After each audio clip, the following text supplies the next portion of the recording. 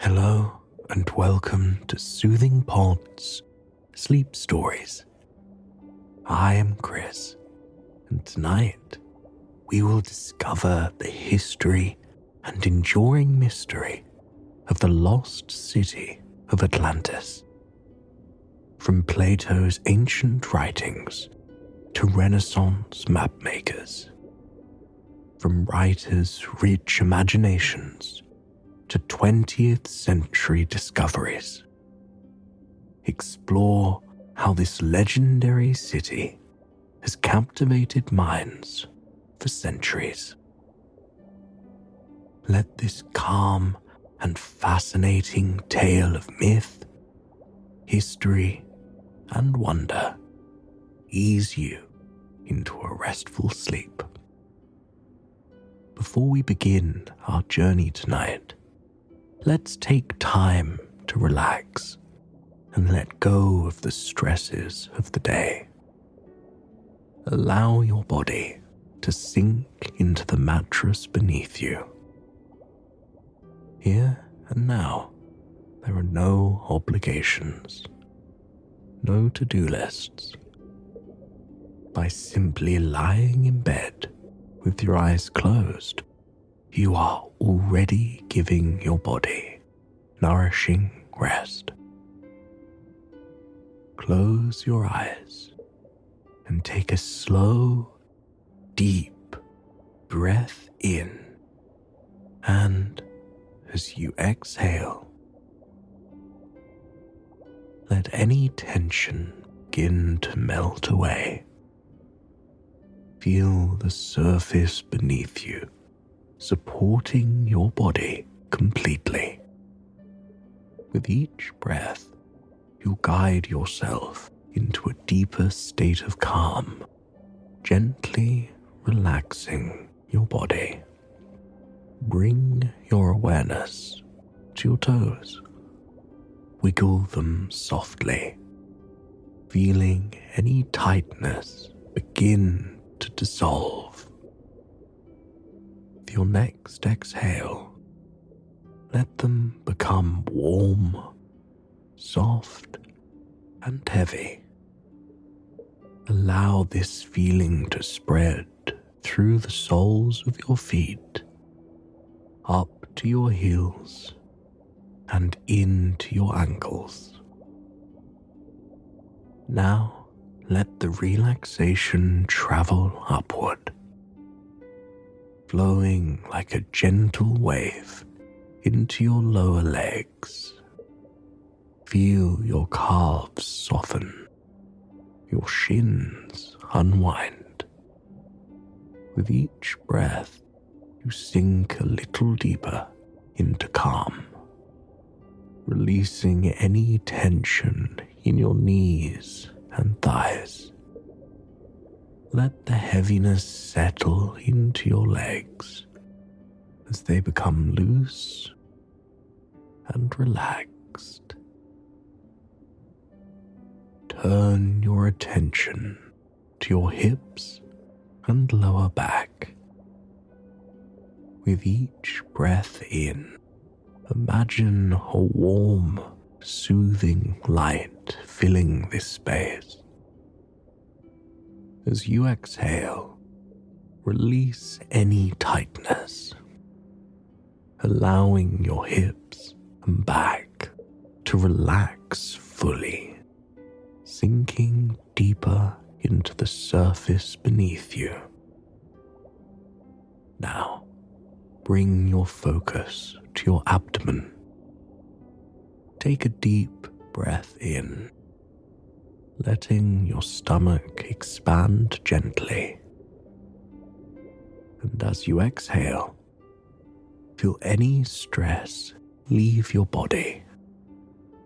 Let your breath flow naturally as your chest softens and your ribcage opens, allowing your lungs to fill and empty with ease. Shift your awareness to your shoulders. Picture them dropping down, away from your ears, as if a weight is being lifted. Let the relaxation flow down your arms, through your elbows, and into your hands and fingers. Feel your hands rest gently, completely at ease. Finally, bring your attention to your neck and head. Let the muscles in your jaw loosen, your cheeks soften, and your brow relax. Imagine any remaining tension dissolving, leaving your entire body calm and still. Take one more deep, soothing breath from your toes to the top of your head. Your body is now fully relaxed, grounded, and at peace. Rest in this quiet calm for a moment, breathing softly and naturally. And now we can begin tonight's story. Beneath skies forever kissed by sun, where waters shimmered like liquid sapphire, there lay a kingdom lost to time, the city of Atlantis. It was no ordinary city, for its beauty was said to rival that of the heavens, its splendor woven by gods and men alike. Here, at the edge of the world, surrounded by the boundless sea, Atlantis stood as a beacon of power, wealth, and divine artistry. Atlantis was not built like other cities. It was built in concentric circles, 3 rings of land, surrounded by 3 shimmering canals. Bridges of white marble arched gracefully over the water, connecting the rings like golden threads binding a tapestry. The canals, filled with glistening seawater, reflected the sunlight in countless hues of blue and gold. At its heart stood the great temple of Poseidon, the patron god of this shining realm. The temple was a marvel of artistry, its walls plated with silver that gleamed like moonlight, its pinnacles crowned with gold that blazed like fire in the sun's embrace. Statues of Poseidon loomed above, carved with a precision that seemed almost alive. Surrounding him, the Atlanteans had erected statues of his children, mighty rulers who had once walked among them as both mortals and demigods. These children of Poseidon, born of his union with a mortal woman, were the first kings of Atlantis. Their faces, carved in stone, seemed to watch over their vast domain. Beyond the temple, the city pulsed with life. Great towers of stone rose against the horizon, their walls polished smooth and gleaming under the sun's rays. Markets teemed with laughter and trade, filled with goods from across the known world. Spices, silks, and jewels from lands far and near. Lush gardens spilled into every corner, their greenery so vibrant it seemed to drink in the very light of the gods. The air carried the scent of citrus and song, of wild flowers blooming between the stones of grand palaces. Surrounding the city were vast plains of fertile green, stretching for miles until they met the foot of mighty mountains. Rivers like veins of silver crisscrossed the land, watering fields bursting with crops. Wheat swayed in golden waves. Vineyards were heavy with grapes, and orchards offered fruit in abundance. Herds of magnificent animals, some strange and wonderful, roamed freely under the open skies. The people of Atlantis were no less extraordinary. They were strong and clever, their minds as sharp as their hands were skilled. They were architects, artists, and philosophers, inventors of technologies far beyond their time. Ships carved from cedar and adorned with bronze sailed the seas under their command. Their sails billowed like clouds against the deep blue. The Atlanteans were prosperous, and with their prosperity came power. Power that would stretch across continents, for they were said to rule vast lands beyond their island shores. But even in their glory, a shadow began to grow within Atlantis. For all their wealth and wisdom, the Atlanteans had grown greedy and proud. Their hearts turned away from the virtues that had once brought them favor with the gods. The people who once honored Poseidon and lived in harmony with the divine began to crave power beyond their shores.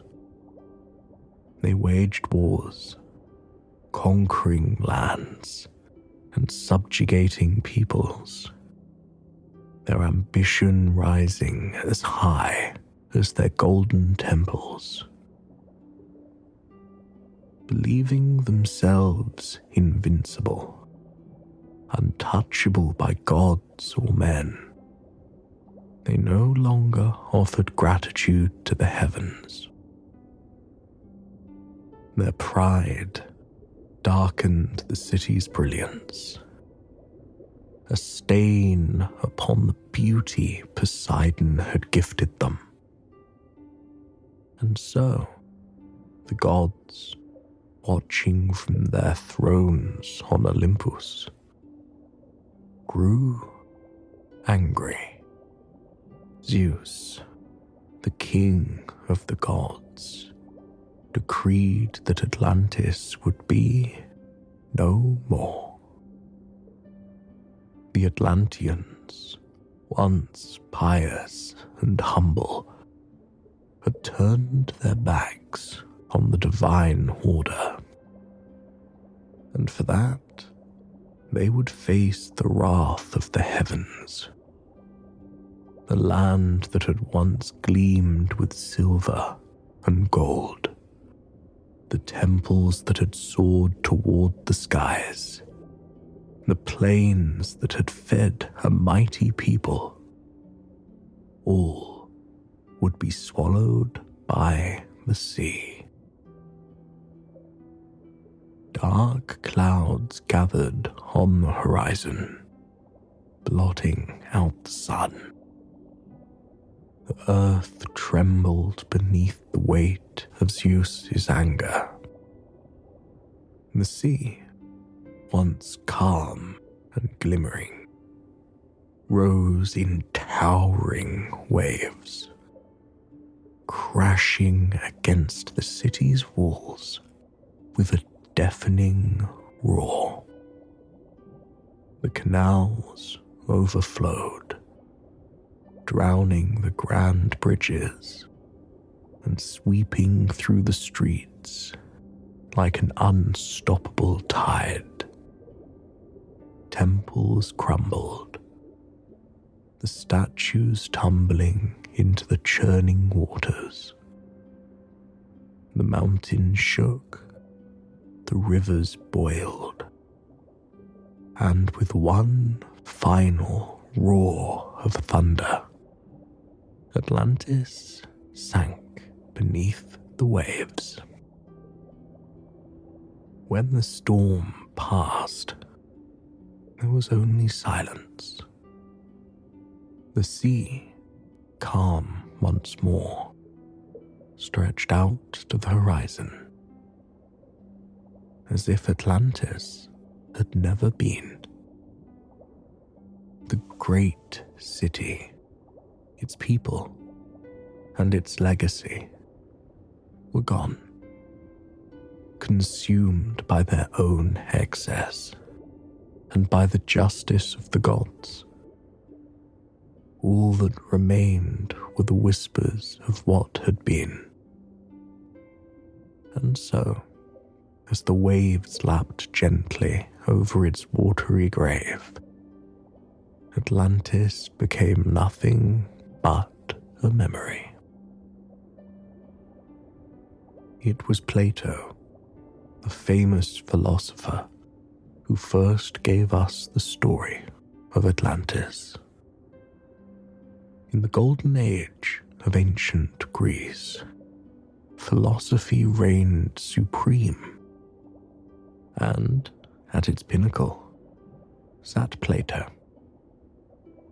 To the Greeks, Plato was not merely a man. He was a bridge between mortal minds and timeless truths. His works revered like sacred scripture.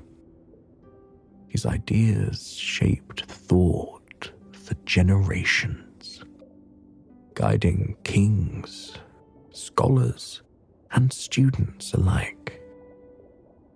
If Plato wrote of something, it was more than words on a page. It was truth. The story of Atlantis was hidden within the dialogues, Timaeus and Critias, written around 360 BCE. These works, though presented as conversations between fictional characters, carried deeper meaning.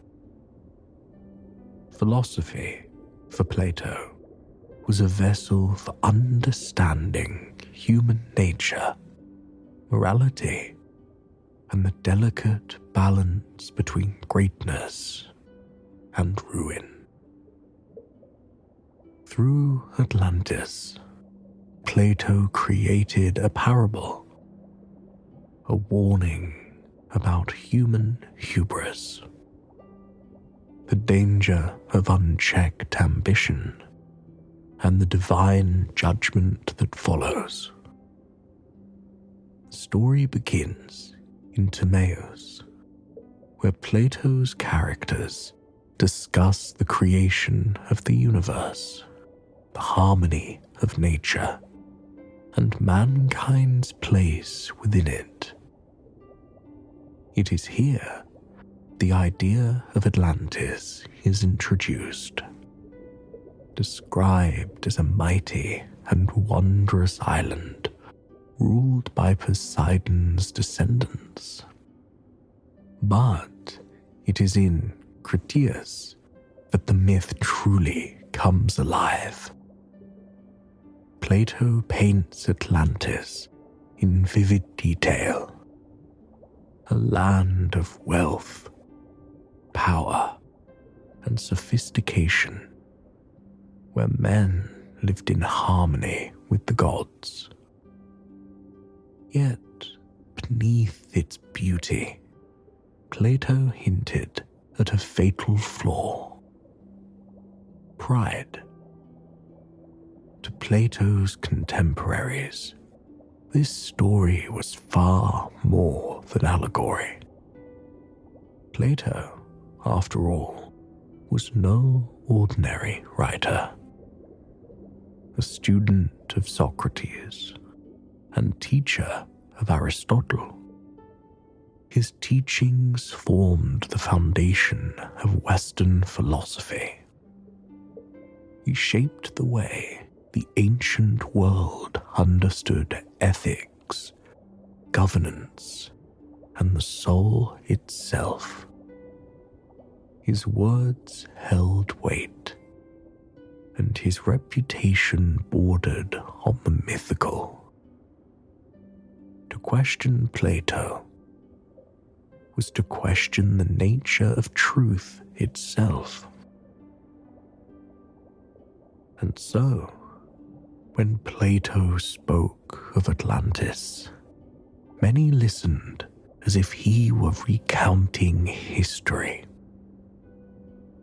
The line between allegory and reality blurred, and Atlantis became more than a philosophical lesson.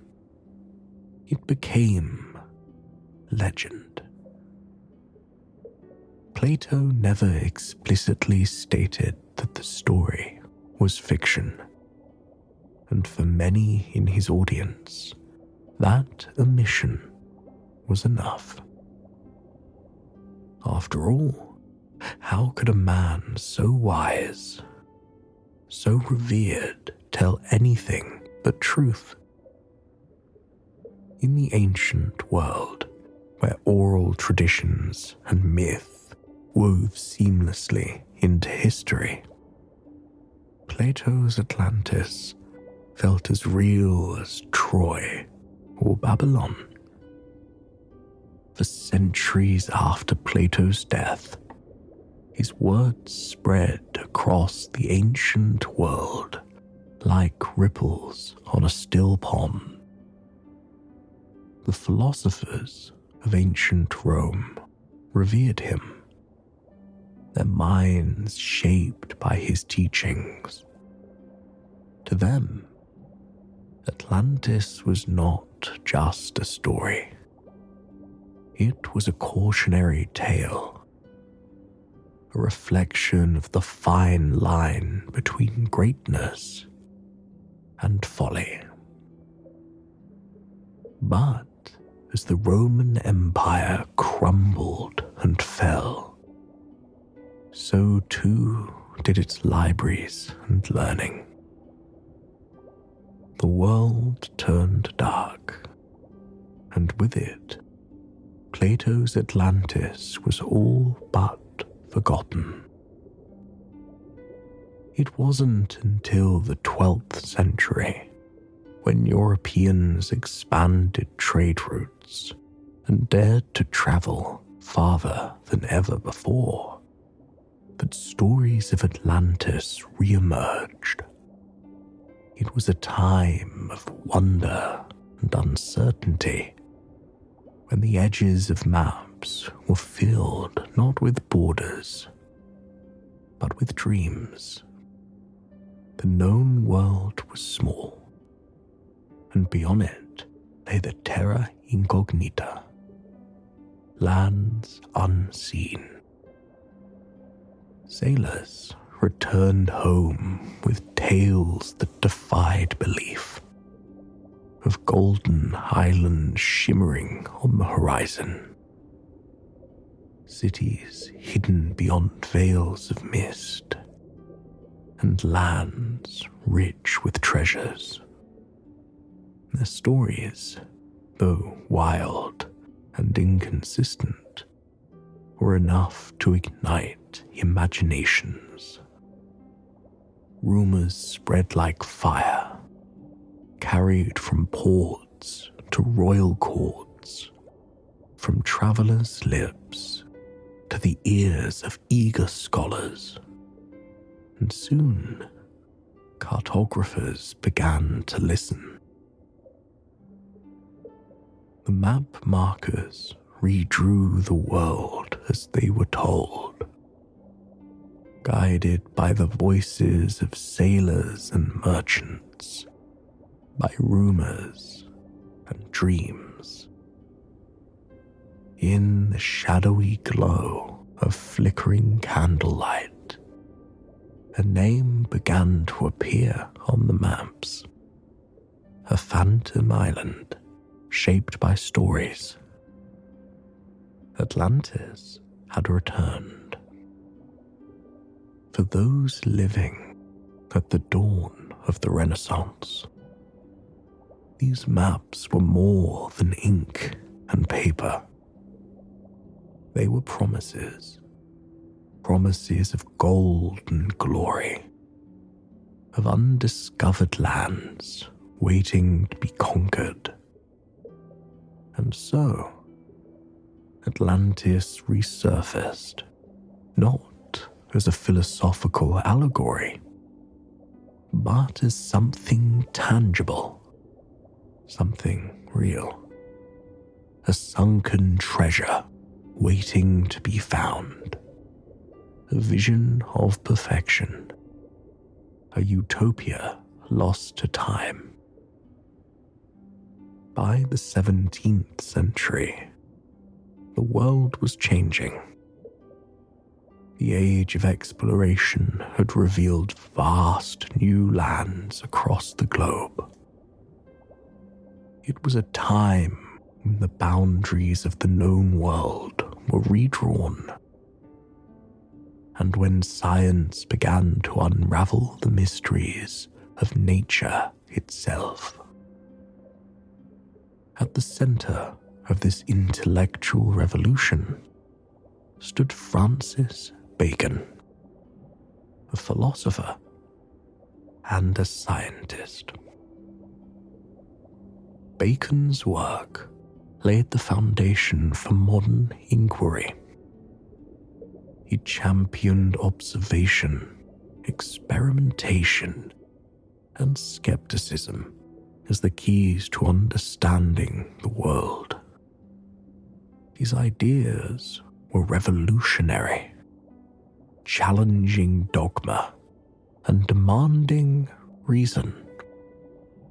And yet, amidst his towering achievements in rational thought, Bacon did something unexpected.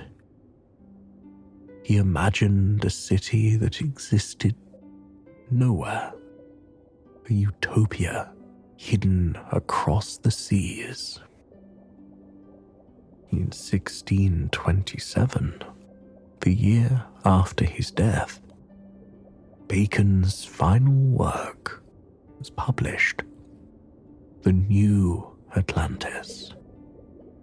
It was not a treatise on science, nor a work of philosophy, but a vision, a story of an ideal society built on the harmony of faith and reason. And at its heart was the island of Ben Salem, and at its heart was the island of Ben Salem, a place inspired by the legendary Atlantis. Bacon's Atlantis was not the doomed, prideful kingdom of Plato, but a paradise, a shining beacon of human potential. It was a city untouched by human flaws, a blueprint for the world as it could be. In Ben Salem, science was not the enemy of religion, but its companion. Knowledge was revered, discovery celebrated. The people of this new Atlantis were not plagued by disease or hunger. Instead, they lived long, fulfilling lives, thanks to their mastery of medicine. Bacon described grand libraries filled with the wisdom of the ages and towering structures devoted to study, where scholars toiled to uncover the secrets of the natural world. They cured diseases that had plagued humanity for millennia. They created machines of wondrous technology, devices that could fly through the air, harness the power of wind and water, and improve the lives of every citizen.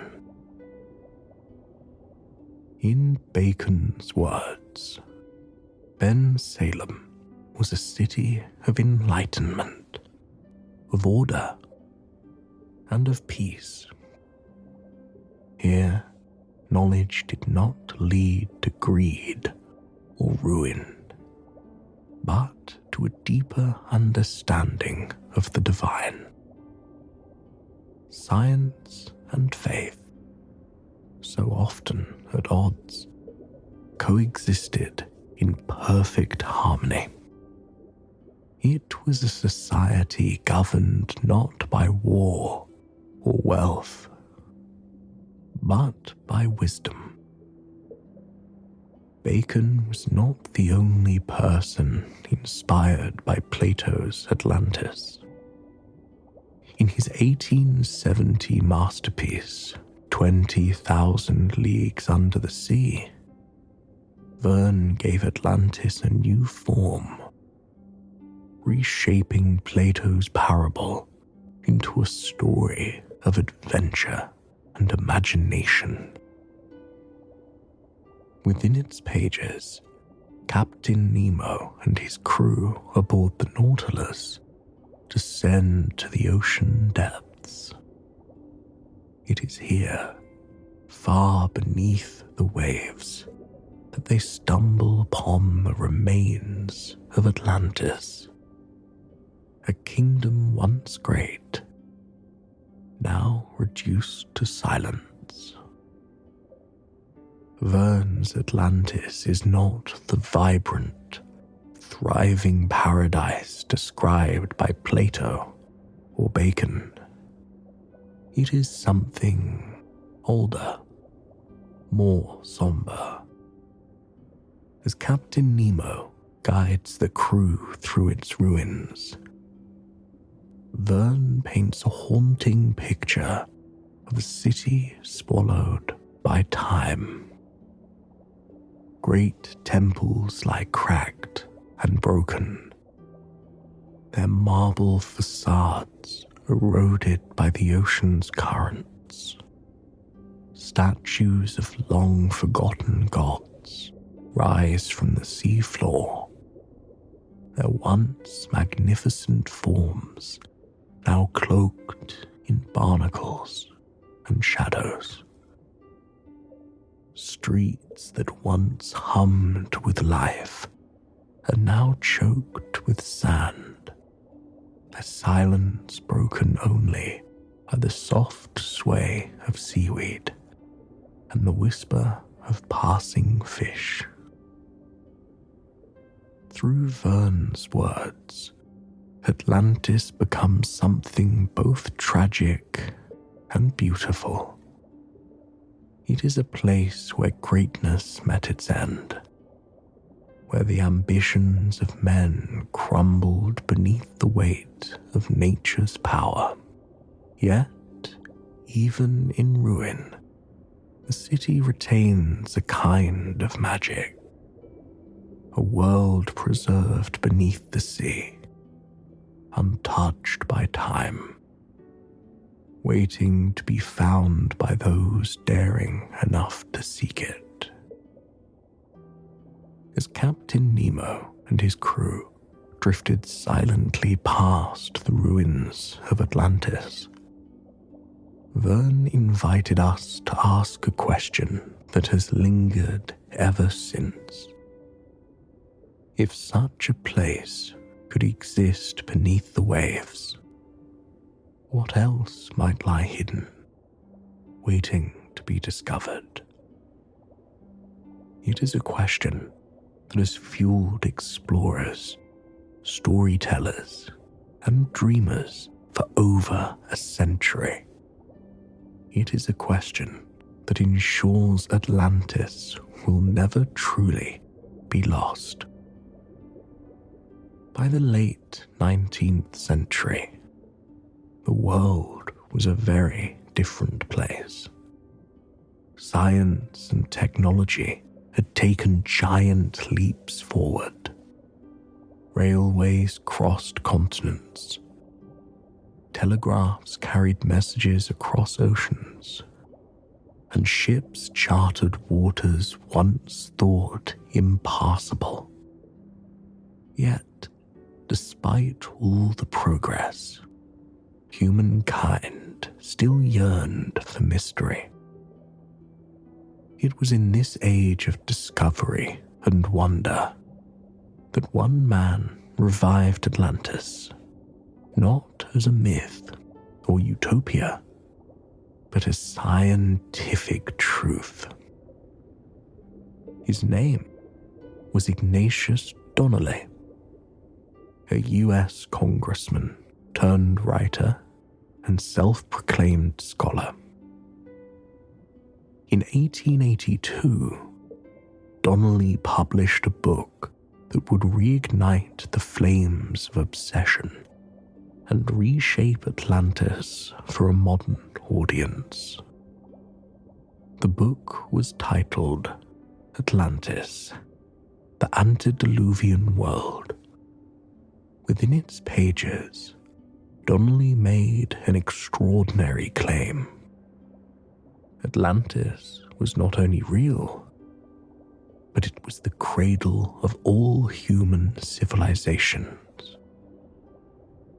Donnelly believed that the great myths of humanity, stories of floods, of lost lands, of gods and heroes, could all be traced back to one place, the sunken island of Atlantis. To him, it was no coincidence that the Sumerians, the Egyptians, the Maya, and countless other civilizations all spoke of a great flood that reshaped the world. They must, he argued, have shared a common origin, a single mother civilization that once flourished before being swallowed by the sea. But Donnelly didn't stop at storytelling. He sought evidence. He turned to science, or what passed for science at the time. To build his case, he pointed to the Gulf Stream, the powerful ocean current that flows in a circular motion through the Atlantic Ocean. To Donnelly, this mysterious phenomenon was not natural, but a remnant of the waterways that had once surrounded Atlantis. The current, he claimed, still moved around the sunken island, as if flowing in memory of its once grand canals. Then came the discovery of massive volcanic mountain ranges beneath the Atlantic Ocean. Scientists of the time revealed that these ranges lay hidden deep below the surface, stretching across the ocean floor. To Donnelly, this was further proof. These mountains, he argued, were the peaks of Atlantis. With poetic passion, Donnelly wove together myth, science, and speculation. The public was enthralled. At a time when discoveries were being made seemingly every day, Donnelly's book offered something irresistible. A tantalizing blend of history, science, and imagination. For the first time, Atlantis was not just a story passed down through generations. It was evidence-based, scientific, and accessible. Donnelly had turned an ancient myth into a compelling quest for truth. The 20th century brought a new age of exploration. Not by ships charting unmarked waters, but by scientists and explorers looking deep below the ocean's surface. Advances in technology allowed humanity to see what lay hidden in the depths for the first time. And what they found stirred imaginations, sparking fresh theories about the lost city of Atlantis. Throughout the 20th century, from the Caribbean to the Mediterranean, explorers reported strange stone formations, walls and roads hidden on the seafloor. Each discovery was hailed as potential proof of the lost city. Perhaps the most famous example came in 1968 off the coast of the Bahamas. Divers stumbled upon what appeared to be a series of rectangular limestone blocks beneath the water's surface. This structure, known as the Bimini Road, quickly captured the public's imagination. The stones were eerily symmetrical, laid out in a path that stretched for hundreds of feet. To some, it looked like a man-made road. Excitement spread like wildfire. Believers argued that the Bimini Road matched descriptions of Plato's canals and pathways. They theorized that this was part of the sunken city, preserved beneath the waves for thousands of years. Explorers descended into the waters to study the stones, hoping to uncover secrets that might rewrite history. Yet, as science often does, the excitement was tempered by skepticism. Geologists studied the formations and concluded that the Bimini Road was likely a natural phenomenon. The limestone blocks were shaped by the forces of erosion over centuries. The straight edges and grid-like arrangement were a trick of nature, not evidence of a lost civilization. Despite this, the Bimini Road and discoveries like it continued to capture imaginations. Similar claims arose from other locations: strange structures near the coast of Japan, alleged ruins off the shores of Cuba, and submerged cities in the Mediterranean. Each new expedition promised answers. There is something about the idea of a lost city, a place of unimaginable beauty and wisdom, swallowed by the sea, that refuses to die. Even now, the ocean keeps its secrets well, its vastness hiding more than we can see or imagine. For every myth dismissed, there remains a lingering sense of wonder, a quiet hope that perhaps, just perhaps, Atlantis is still out there.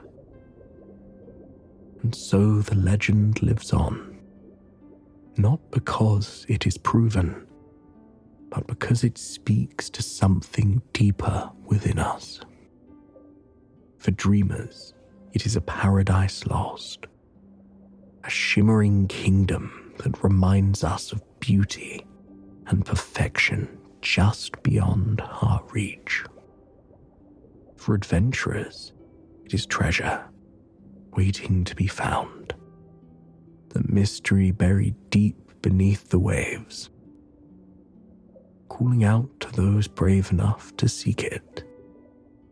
For thinkers, it remains a lesson in human pride, a cautionary tale of greatness undone by greed, a reminder that even the mightiest can fall. Perhaps Atlantis never sank beneath the sea at all. Perhaps it rose within us, a dream of what could be, a vision of a world greater than our own. And so, we are left with the question that has lingered for millennia. What do you believe? For as long as we ask that question, Atlantis will never truly be lost. It lives on, ever-changing, eternal, just beneath the surface of our imagination. I hope you enjoyed tonight's video, and it has brought you a night of peaceful, restful sleep. Please join me again tomorrow night for another sleep story. Until then, sweet dreams.